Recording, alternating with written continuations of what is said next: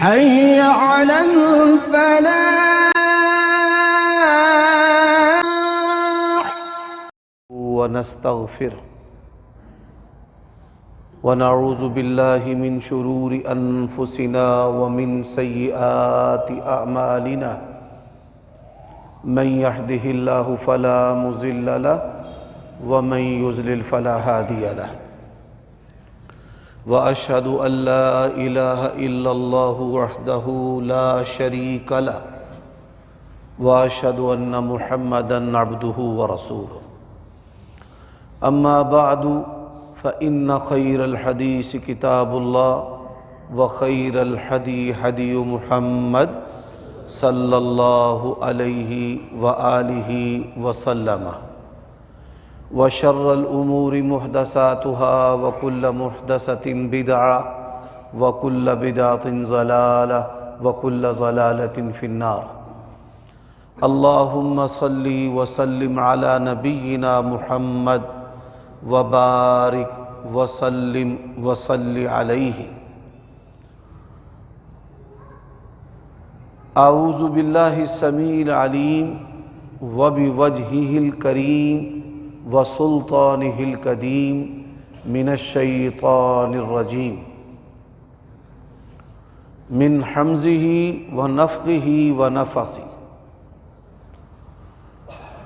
انما سلطانہ علی الذین یتولونہ.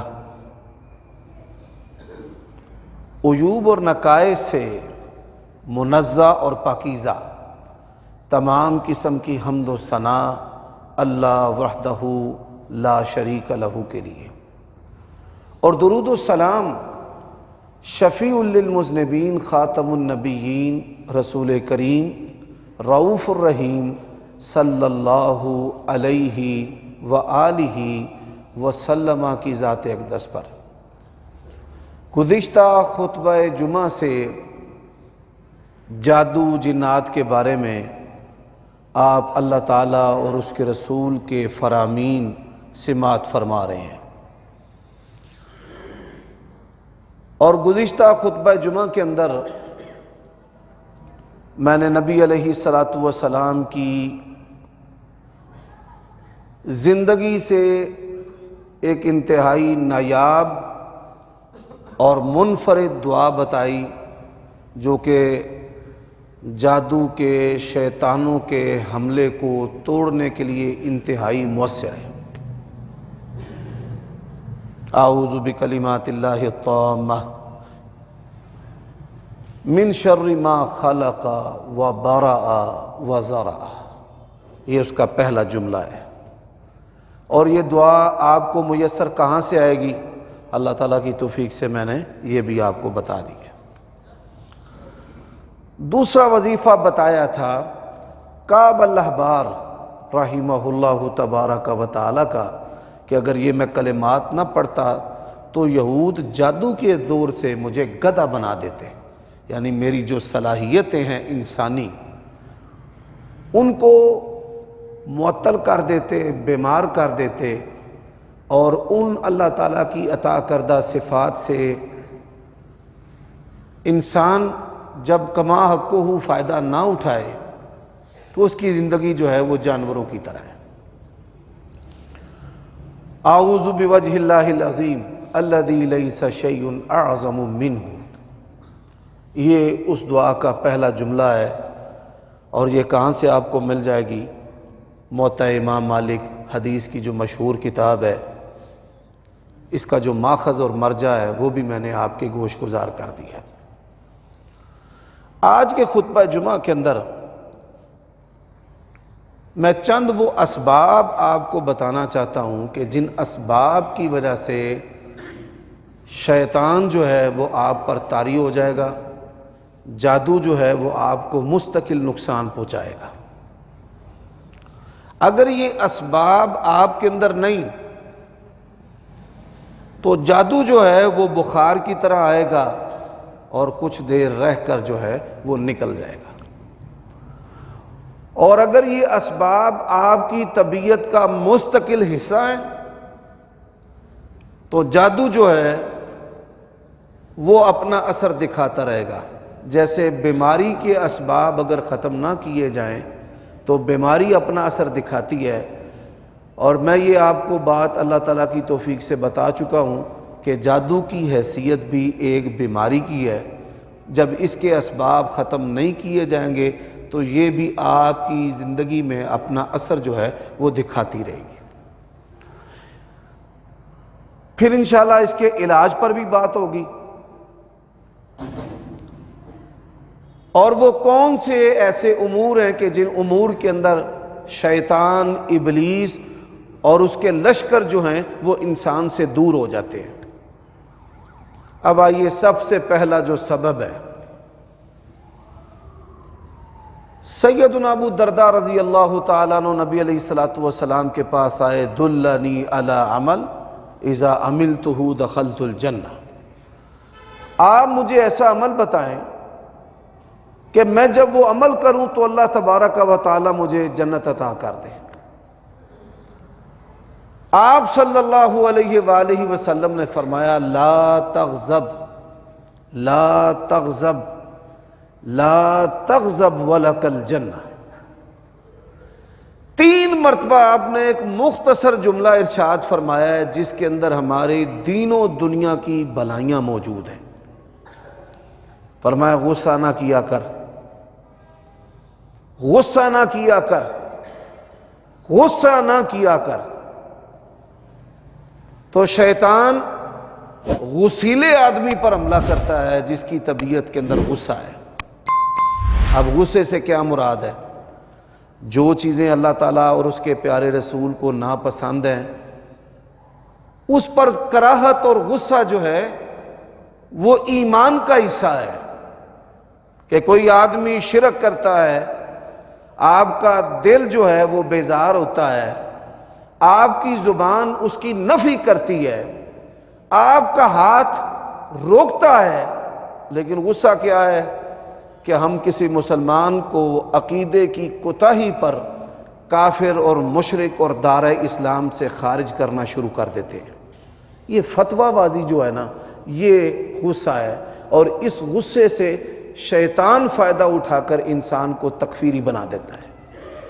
دوسری بات، غصہ جو ہے اس کے 3 درجے ہیں. مفتی اعظم امام ابن باز رحمہ اللہ تبارک و تعالی، اللہ تعالیٰ کے اولیاء میں سے، صالحین میں سے تھے. مملکت سعودیہ کے وہ مفتی اعظم تھے گزشتہ ماضی قریب کے اندر. انہوں نے ایک بڑی پیاری بات لکھی ہے کہ یہ جو غصہ ہے اس کی 3 حالتیں ہیں. پہلی جو حالت ہے وہ کراہت ہے. من احب للہ و ابغض للہ و اعطى للہ و منع للہ فقد استکمل الایمان. اللہ تعالیٰ کے لیے کسی سے محبت رکھنا اور اللہ تعالیٰ کے لیے کسی سے بغض رکھنا. اب جب چیز اللہ تعالیٰ کے لیے ہے اس میں انسان اپنی مرضی داخل نہیں کر سکتا. غصے کی دوسری جو قسم ہے وہ ہے کہ انسان چیختا چلاتا ہے، دھاڑتا ہے، لڑتا ہے، لیکن اس کے جو ہوش و حواس ہیں وہ قائم رہتے ہیں. یہ بھی انتہائی خطرناک غصہ ہے، اور اس غصے کی وجہ سے بڑے سارے والدین نے اپنی اولادوں کو قتل کر دیا، گھر سے نکال دیا. بڑے سارے خامدوں نے اپنی بیویوں کو طلاقیں دے دی. اولادوں نے اپنے ماں باپ کو مارنا شروع کر دیا. عورتوں نے غصے میں اپنے خامدوں سے خلا لے لیا. بہن بھائی جو ہیں انہوں نے ایک دوسرے سے دوریاں اختیار کر لی. یہ جو دوسرے درجے کا غصہ ہے یہ بھی شیطانی غصہ ہے، اور اس کے انتہائی مہلک اور مضر اثرات ہمارے معاشرے کے اندر ہیں. حضرات یہی وجہ ہے بہترین مومن کون ہے؟ جس کو دیر سے غصہ آتا ہے اور جلدی چلا جاتا ہے. ایک آدمی وہ ہے کہ جس کو غصہ جلدی آتا ہے جلدی چلا جاتا ہے، یہ بھی بہتر نہیں ہے. اور ایک مومن وہ ہے کہ جس کو غصہ آتا ہے اور جانے کا نام ہی نہیں لیتا. پھر وہ غصہ جو ہے وہ کینہ بن کر اس کے دل کے اندر رہتا ہے، اور سال ہا سال وہ معمولی باتوں کو کینہ کی صورت کے اندر اپنے دل میں رکھتا ہے۔ میں نے دیکھا بڑے بڑے مذہبی جو لوگ ہیں ان کے سینوں کے اندر معمولی باتیں جو ہیں وہ کینہ کی صورت اختیار کر جاتی ہے، اور سال ہا سال وہ ان باتوں کو سنبھال کر رکھتے ہیں اور پھر اس کا کسی موقع پر اظہار کرتے ہیں۔ اب یہ عمل تو معمولی ہے لیکن خطرناک کتنا ہے۔ نبی علیہ السلام نے فرمایا کہ جس کے سینے کے اندر کسی مسلمان کے لیے کینہ ہو وہ اللہ کی جنت میں داخل نہیں ہو سکتا۔ تو پہلا جو وصف ہے انسان کے اندر، اگر یہ حد سے تجاوز کر جائے تو اس کو غصہ کہتے ہیں، اور جو غصیلا آدمی ہے وہ شیطان کا گدھا ہے۔ شیطان جب مرضی اس کے اوپر سوار ہو کر اس سے نقصان جو ہے معاشرے کے اندر کروانا شروع کر دیتا ہے۔ حضرات، غصے کی جو انتہائی قسم ہے اس کا تعلق دیوانگی کے ساتھ ہے، کہ انسان کو اتنا غصہ طاری ہوتا ہے کہ اس کو ہوش و حواس نہیں رہتے، اور ہوش و حواس نہ رہنے کی صورت میں کیا نقصان ہوتے ہیں یہ کسی سے بھی پوشیدہ نہیں ہے۔ لوگ اپنے پیاروں کو قتل کر دیتے ہیں، لوگ بتاتے ہیں کہ تو نے اپنی بیوی کو غصے کے اندر طلاق دے دی ہے۔ تو نبی علیہ السلام کا یہ فرمان کہ غصہ نہ کر، اس تناظر کے اندر میں آپ کو ایک اور حدیث سنانا چاہتا ہوں کہ یہ غصہ جو ہے وہ شیطان کس طرح انسان پر حملہ آور ہوتا ہے۔ نبی علیہ السلام نے فرمایا کہ ابلیس جو ہے وہ تخت لگاتا ہے، اس کے چیلے جاتے ہیں، وہ جا کر لوگوں کو غصہ دلاتے ہیں۔ یہ بڑی سننے والی بات ہے۔ اب ایک چیلا جو ہے وہ کیا کہتا ہے کہ میں نے بیچنے والے اور خریدار کے درمیان غصہ حائل کر دیا، دونوں خیر سے محروم ہو گئے۔ اسے کہتا ہے تو نے بھی کچھ نہیں کیا۔ وہ کہتا ہے میں نے دو بھائیوں کے درمیان دوری ڈلوا دی ہے غصے کی صورت میں، چل تو نے بھی کچھ نہیں کیا۔ ایک شیطان جو ہے وہ کہتا ہے کہ میں نے میاں بیوی ان کی لڑائی کروائی۔ اچھا، پھر لڑائی بڑھتی گئی بڑھتی گئی بڑھتی گئی، حتیٰ کہ غصے میں آ کر خامد نے اپنی بیوی کو طلاق دے دی۔ آپ صلی اللہ علیہ وآلہ وسلم نے فرمایا شیطان جو ہے وہ خوش ہوتا ہے اور اس کو اپنے قریب کر لیتا ہے۔ کیا وجہ ہے کہ میاں بیوی کی طلاق جو غصے کی صورت میں ہوئی ہے اس کو شیطان اتنا عزیز کیوں رکھتا ہے؟ حضرات، پہلا سبب تو ہے میاں بیوی کے جو حقوق و فرائض ہیں ان کے اندر دونوں کو گناہ گار کر دیتا ہے۔ اس عمل کے نتیجے میں اولاد کی پیدائش سے محرومی، جب خامد ادھر ہے بیوی ادھر ہے، اس عمل کے نتیجے میں یہ بعض جو بیویاں اپنے خامدوں کو بڑے نخرے دلاتی ہیں نا، دکھاتی ہیں، اس عمل کے نتیجے میں انسان جو ہے وہ زنا پہ لگ جاتا ہے، قوم لوط کے عمل پر لگ جاتا ہے۔ اور بھائیو، میں آج کے خطبہ جمعہ میں آپ کو ایک نصیحت کرنا چاہتا ہوں، اگر پاکیزہ زندگی گزارنا چاہتے ہو تو اپنی بیویوں کو اپنے قریب رکھا کرو اور ان کے ساتھ سویا کرو، تمہارا ذہن، تمہاری زندگی پاکیزہ اور حیا والی رہے گی۔ اور جتنا انسان اپنی بیوی سے دور رہے گا اور بیوی اس سے دور رہے گی، شیطان اتنا ہی زیادہ انسان کے اوپر سوار ہو جائے گا۔ یہ میری نصیحت ہے، اور میں اپنی بیٹیوں اور بہنوں کو، قوم کی بیٹیوں اور بہنوں کو یہ نصیحت کرتا ہوں کہ اپنے خامدوں کو اپنی ماؤں کے کہنے پر نخرے مت دلایا کرو، نہ دکھایا کرو۔ اللہ کے نبی علیہ السلام نے اچھی عورت کی یہ علامت بتائی ہے کہ تنور پر بھی بیٹھی ہو، روٹیوں کے جلنے کی پرواہ نہ کرے، خامد اس کو آواز دے اور آئے اور خامد کی حاجت کو پورا کرے۔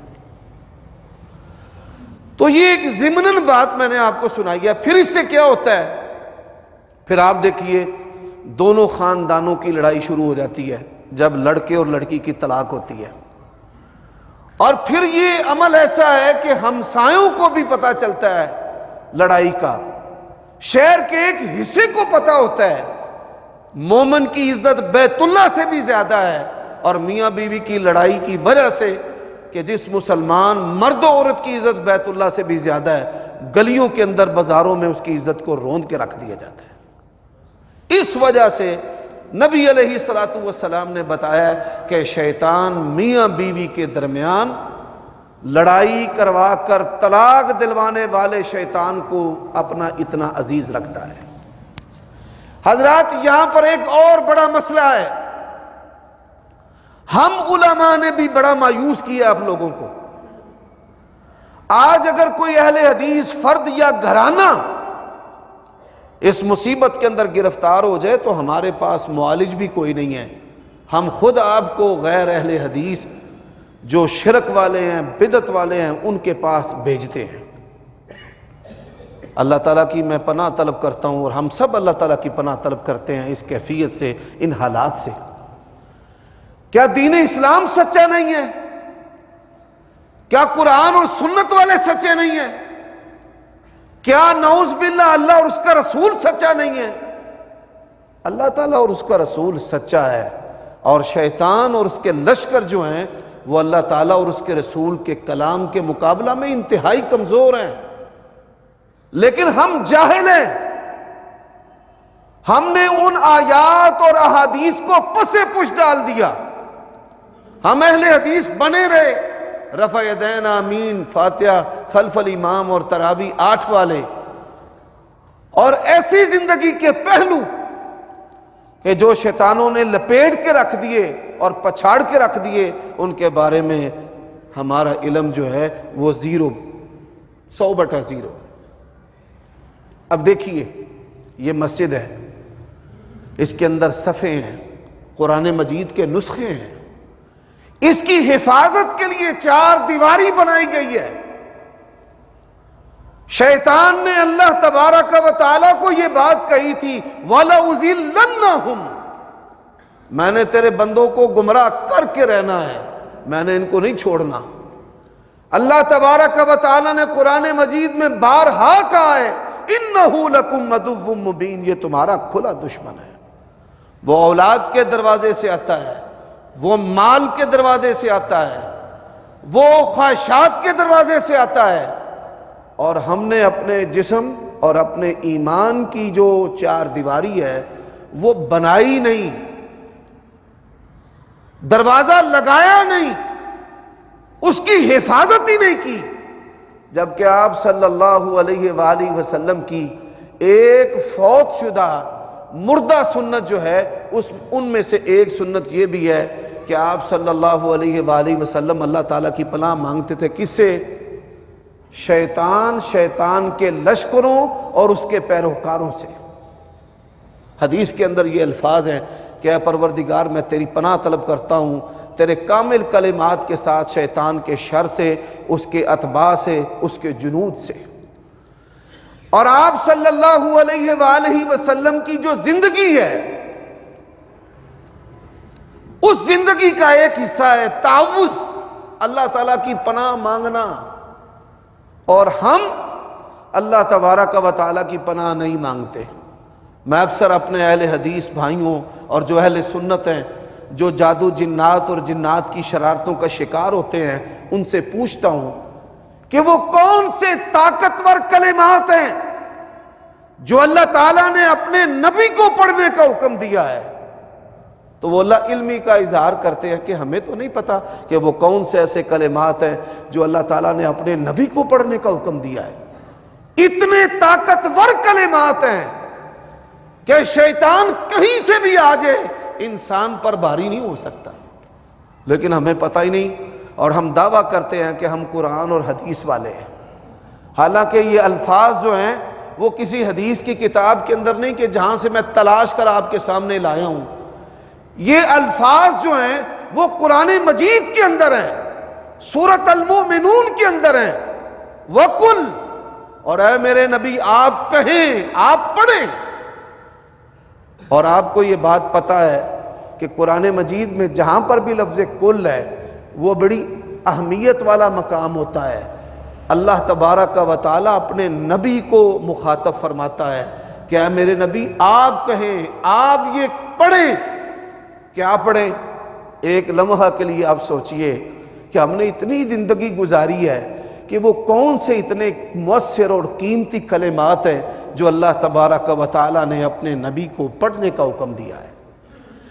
یہ جادو اور جنات کی تفصیلات کے بعد انشاءاللہ میرا یہ ارادہ ہے کہ قرآن مجید میں جہاں پر بھی اللہ تعالیٰ نے اپنے نبی کو مخاطب کیا نا کل کے ساتھ، اس کی تفسیر پر انشاءاللہ خطبات جمعہ جو ہے وہ آپ کے گوش گزار کروں۔ جہاں پر بھی قرآن مجید میں آیا ہے وہ کل، اور اے میرے نبی آپ کہہ دیجئے، تو وہ کون سے مؤثر کلمات ہیں کہ جو اللہ تبارک و تعالیٰ نے اپنے نبی کو پڑھنے کی تلقین کی ہے، زور سے کہا ہے، حکم سے کہا ہے کہ آپ پڑھیں۔ افسوس کی بات یہ ہے کہ جو کتاب و سنت کا دعویٰ کرنے والے ہیں ان کی اکثریت کو بھی یہ کلمات نہیں آتے۔ تو یہ کلمات ہیں رب اعوذ بک من حمزات الشیاطین واعوذ بک رب ان یحضرون۔ یقین جانیے ایسے پیارے الفاظ ہیں کہ ان کا جو معنی اور مطلب ہے اگر سمندروں کے پانیوں پر ڈال دیا جائے، پہاڑوں پر ڈال دیا جائے، تو وہاں پر بھی جو شیطان کے اثرات ہیں یہ اتنے طاقتور کلمات ہیں کہ ختم کر کے رکھ دیں۔ اتنے طاقتور کلمات ہیں لیکن ہم غافل ہیں۔ اور اللہ تبارک و تعالیٰ نے قرآن مجید میں کیا کہا ہے؟ اے میرے بندے وَلَا تَكُن مِّنَ الْغَافِلِينَ، تو نے غافلوں میں سے نہیں ہونا۔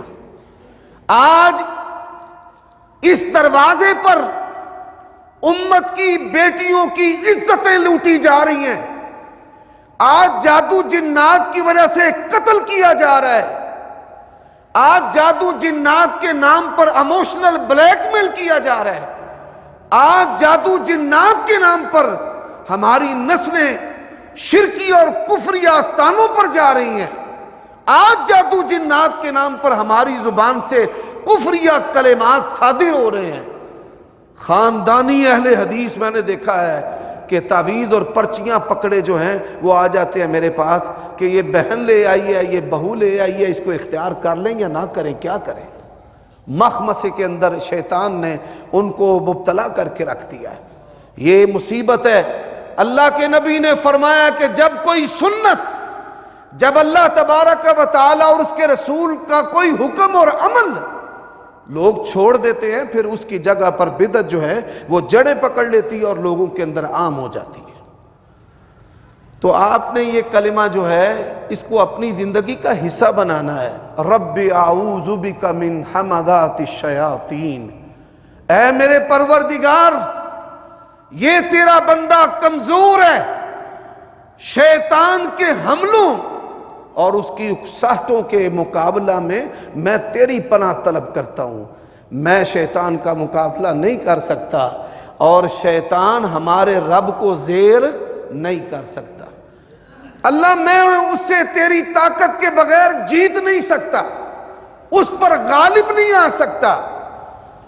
جن بندوں نے امام ابن جوزی رحمت اللہ علیہ کی جو کتاب ہے تلبیس ابلیس وہ پڑھی ہے، وہ تو جانتے ہیں شیطان جو ہے اگر برائی کے 10 حملے کرتا ہے تو نیکی سے شیطان 1000 حملے کرتا ہے۔ شیطان ہماری زندگی میں صرف گناہوں سے نہیں آتا، ہماری زندگی میں شیطان آتا ہے نیکیوں سے آتا ہے، اور نیکیوں سے آ کر ہمیں دبوچ لیتا ہے۔ میں اس کی مثال دیتا ہوں۔ ایک آدمی جو ہے وہ بڑا پکا نمازی ہوتا ہے، وہ حدیث سنتا ہے کہ نبی علیہ الصلوۃ والسلام نے 2 نمازوں کو جمع کر کے بھی پڑھا ہے۔ اچھا، اب اس کے اندر سنت پر عمل کرنے کا جو جذبہ ہے وہ انگڑائیاں لینا شروع کر دیتا ہے، وہ جماعت کو چھوڑتا ہے جس جماعت پر اللہ کا ہاتھ ہے۔ اللہ کے نبی نے فرمایا جماعت پر اللہ کا ہاتھ ہے۔ اب دیکھیں शैतान जो है वो नेकी से आया है और नेकी को बर्बाद करके किस तरह जाने लगा है। वो कहता है अच्छा 2 नमाजें जमा करके पढ़ लेता हूँ। लोग मुझे भी मसला पूछते हैं कि 2 नमाजें जमा कर ले, मैं कहता हूँ जैसे अल्लाह के नबी ने की है ना वैसे कर लो। या तो पूरी जमात 2 नमाजें जमा करे, या फिर तू अकेला 2 नमाजें जमा ना कर, जमात के साथ कर। अगर तेरी राय जमात कबूल करती है तो कर ले, अगर नहीं करती तो फिर जमात के साथ नमाज पढ़। फिर शैतान हमला करता है, बंदा 2 जमा करता है, जमात की कदर जाती है। सबसे पहला हमला जमात की परवाह। आज अहले हदीस के अंदर सबसे बड़ा जो फितना है, बेबाकी से मैं ये बात कहता हूं, यही बात उलमा को खटकती है कि ये अपनी कोताहियां और हमारी कोताहियां और मेरी कोताहियां ये क्यों बयान करता है। आज सबसे बड़ा जो फितना हमारे अंदर है वो जमात उला की परवाह ही नहीं है, और ज़ोर से लेकर असर तक हमारी मस्जिदों के अंदर जमात के साथ खिलवाड़ होता रहता है। सैकड़ों जमातें होती रहती हैं, 2 आए जमात करवा ली, फिर कोई आया जमात करवा ली, फिर कोई आया जमात करवा ली। मा अंज़लल्लाहु बिहा मिन सुल्तान, इसकी अल्लाह ताला ने कोई दलील आसमान से नाजिल नहीं। ये तो उससे जमात बिखर जाती है, टूट जाती है, जनाजा निकल जाता है जमात का। अच्छा फिर वो 2 इकट्ठी करके पढ़ना शुरू कर देता है, फिर उसके बाद क्या करता है, फिर उसके बाद करता है 4 इकट्ठी पढ़ लेता है। फिर किसी दिन मौलवी को सुनता है, औंदा अल्लाह बड़ा गफूर रहीम है, 100 कत्ल करने वाले नूं भी रब ने जन्नत दे दी थी। हेके लगा लगा के बड़ा लजीज वाज सुनाते हैं।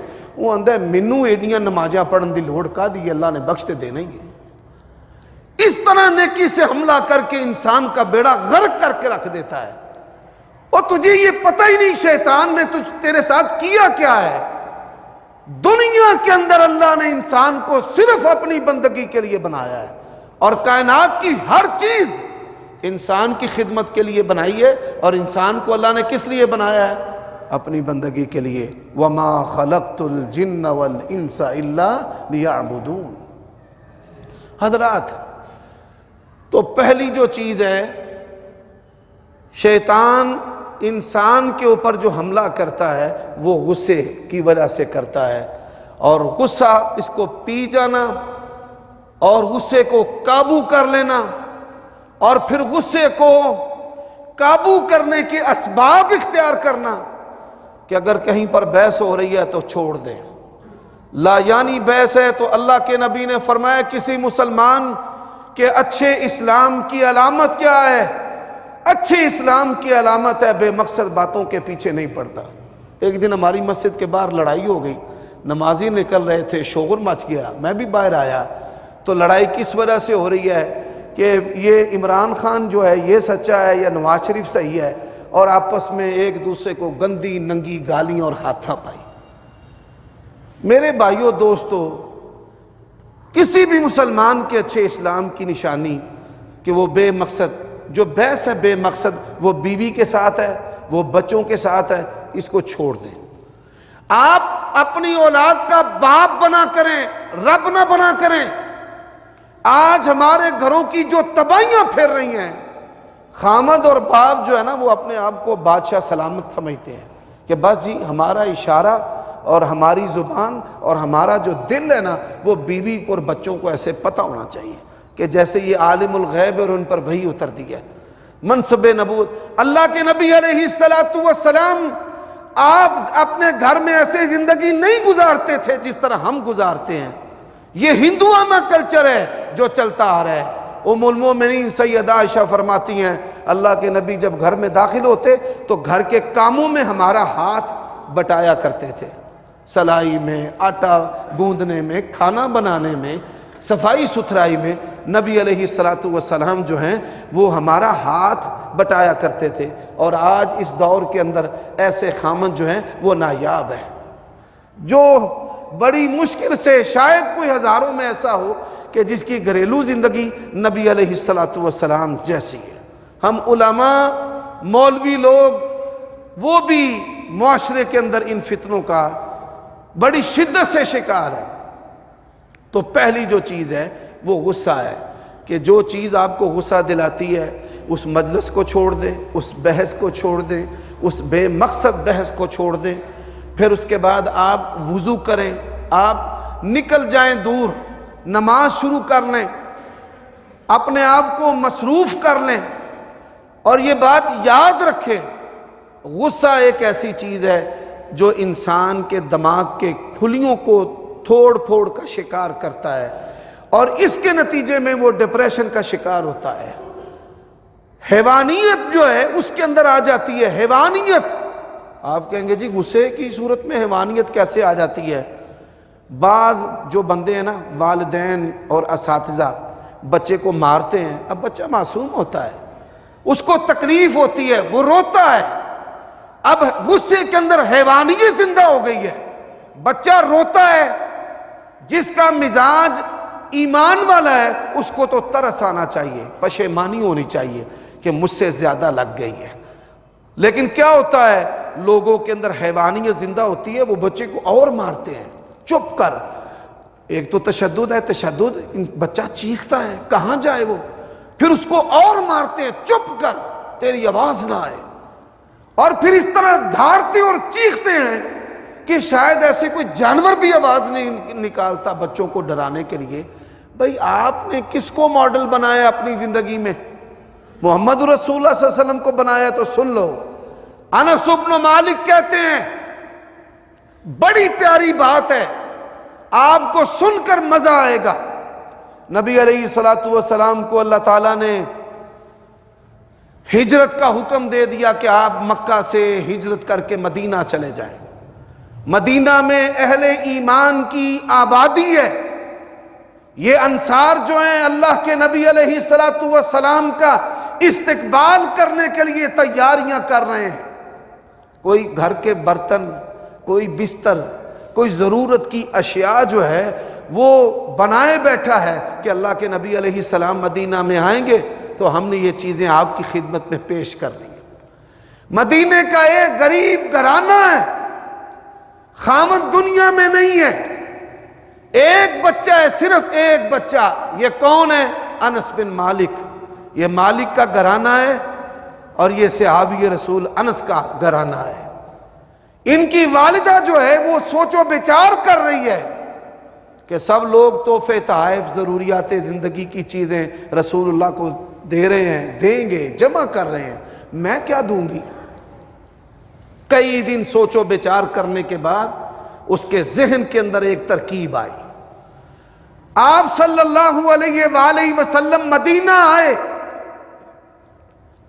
ابو ایوب الانصاری، ہر ایک کی یہ خواہش تھی کہ نبی علیہ السلام ہمارے گھر میں ٹھہریں۔ آپ کے لیے الگ سے گھر جو ہیں وہ خالی کروا دیے گئے کہ آپ وہاں ٹھہریں۔ جو مالدار تھے انہوں نے حویلیاں خالی کر دی کہ دنیا دیکھنے کے لیے آئے گی، امڑ پڑے گی، بڑے زائرین آئیں گے، اللہ کے نبی ہماری حویلی میں ٹھہریں گے۔ آگے بڑھے آپ کی سواری کی لگام کو پکڑنے کے لیے، رسول اللہ صلی اللہ علیہ وسلم نے فرمایا چھوڑ دو، یہ اللہ کے حکم پر مامور ہے، جہاں میرا رب اس کو بٹھانا چاہے گا یہ وہاں بیٹھے گا۔ سبحان اللہ، بڑے بڑے لوگوں کی یہ خواہش تھی کہ آج سواری رسول اللہ کی ہمارے دروازے پر بیٹھ جائے۔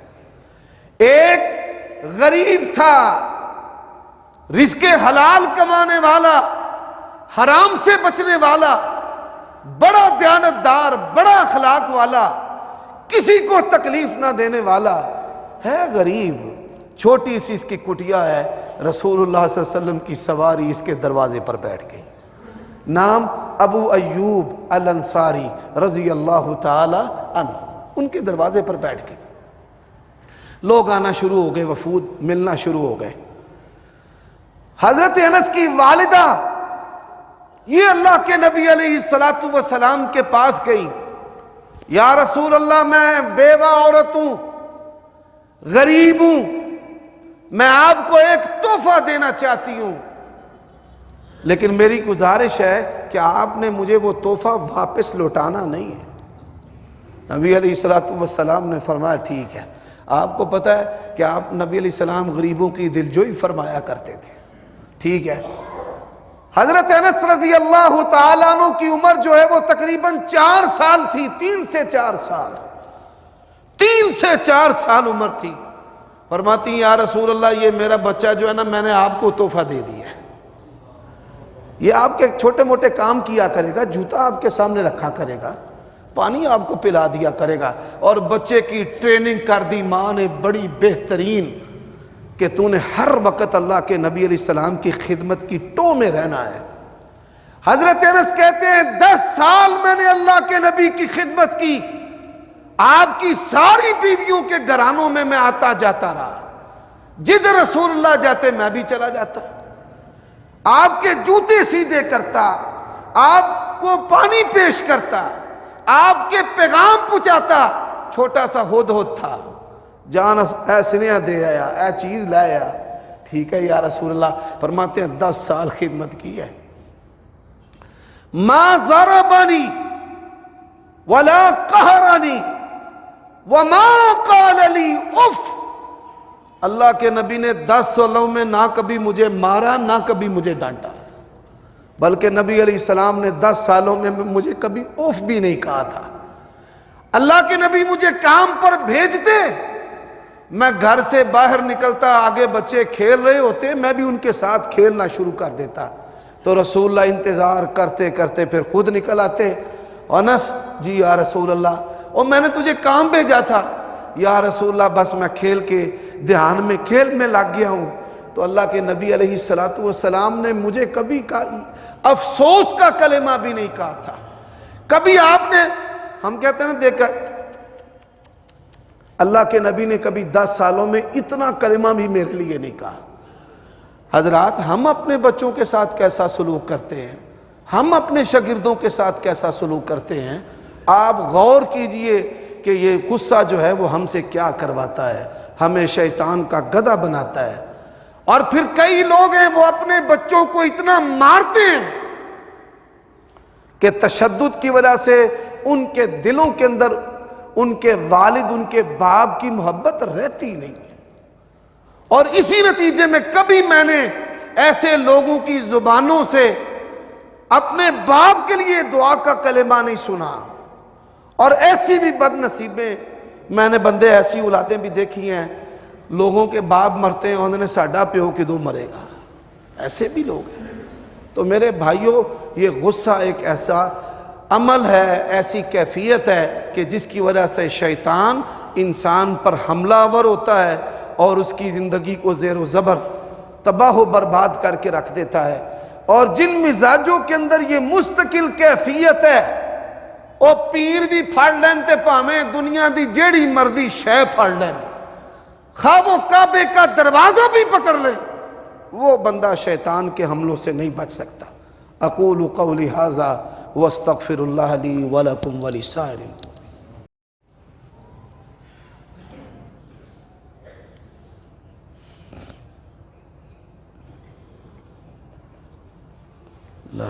ونستغفر ونعوذ باللہ من شرور انفسنا ومن سیئات اعمالنا من يهده الله فلا مضل له ومن يضلل فلا هادي له واشهد ان لا اله الا الله وحده لا شريك له واشهد ان محمدا عبده ورسوله. اما بعد فان خير الحديث كتاب الله وخير الهدي هدي محمد صلی اللہ علیہ وآلہ وسلم وشر الامور محدثاتها وكل محدثة بدعة وكل بدعة ضلالة وكل ضلالة في النار. سامعین محترم, یہ جو مسلح دہشت گردی ہے یہ عالمی سازشی ہلاک کر دینے والی جو ندیدہ پوشیدہ قوتیں ہیں, یہ ان کی پاکستان کے خلاف جو سازش ہے یہ اس کا ایک کردار اور حصہ ہے. انہوں نے معاشی طور پر, سیاسی طور پر اور اسی طرح دہشت گردی کا یہ فتنہ ہمارے اوپر ڈال کر اس ملک اور اس قوم کے خلاف بڑی جو ہیں وہ سازشیں کی ہیں. دہشت گردی کا تعلق کسی قوم اور مذہب کے ساتھ نہیں ہے، یہ اپنے مقاصد کے لیے مختلف افراد سے کام لیتے ہیں۔ افغان جو ہیں مسلمان ہمارے بھائی ہیں، کہ ہم سب افغانوں کو ایک نگاہ سے دیکھیں اور سمجھے کہ وہ دہشت گرد ہے اور وہ قتل و غارت کرنے والے ہیں، تو یہ انتہائی ظلم پہ مبنی بات ہے۔ دوسری بات یہ ہے کہ ان حالات کے اندر ہمارے جو حکمران ہیں وہ آپس میں لڑنے میں مصروف ہیں، اور جو ادارے ہیں حساس وہ ایک دوسرے کو ننگا کرنے میں مصروف ہیں۔ جب ہم آپس میں لڑیں گے تو دہشت گردوں کو دہشت گردی کرنے کا موقع ملے گا۔ میں اس موقع پر حاکم وقت کو اور پاکستان کی تمام جو قوتیں سیاسی ہیں، جماعتیں ہیں، ان کو اتفاق اور اتحاد کی نصیحت کرتا ہوں، اور افواج اور رینجرز اور دیگر جو جاگنے والی ہماری پوشیدہ آنکھیں ہیں وہ اپنی ذمہ داریاں ادا کریں، اور ہم دعا کرتے ہیں اور ہم آپ کے دست و بازو بھی بنتے ہیں کہ اللہ تعالیٰ اس ملک کو امن کا گہوارہ بنائے۔ اللہ تعالیٰ تمام ملکوں، مسلمانوں کے ملکوں، شہروں، بستیوں اور محلوں کی حفاظت فرمائے، اور جو مسجد کے اندر اپنے رب کے پاس جانے والے ہیں ان کی موت کو اللہ تعالیٰ شہادت کی موت بنائے، اور اللہ تعالیٰ ان کی بخشش اور مغفرت فرمائے۔ اللہ تعالیٰ ہمارے والدین پر اپنی رحمت نازل فرمائے، نیک خواہشات پوری فرما۔ انشاءاللہ نماز جمعہ کے بعد شہدائے پشاور کی غائبانہ نماز جنازہ بھی ادا کی جائے گی۔ اسی طرح ایک اور دعا ہے، میرے بھائی ہیں، میری نیکی کی زندگی کا حصہ ہیں، رانا عبد الرحمن، ان کے چھوٹے بھائی، بیٹی ہے اسپتال میں داخل ہے، سیرس حالت میں ہے، عمر کی بیٹی۔ اللہ تعالیٰ اس کو شفائے کاملہ عاجلہ عطا فرمائے۔ اللہ جل شانہ تمام جو بچے بیمار ہیں، بوڑھے بیمار ہیں، مرد و عورت بیمار ہیں، اللہ سب کو شفائے کاملہ عاجلہ عطا فرما۔ اللہ ہمیں عافیت عطا فرما، معافات عطا فرما۔ اللہ ہمارے والدین جو دنیا سے جا چکے ہیں ان کی قبروں کو جنت کے باغوں سے باغ بنا۔ اے اللہ ہماری نیک خواہشات پوری فرما، شہوت اور شیطان کے فتنوں سے محفوظ فرما۔ سبحان ربک رب العزت عما یصفون وسلام علی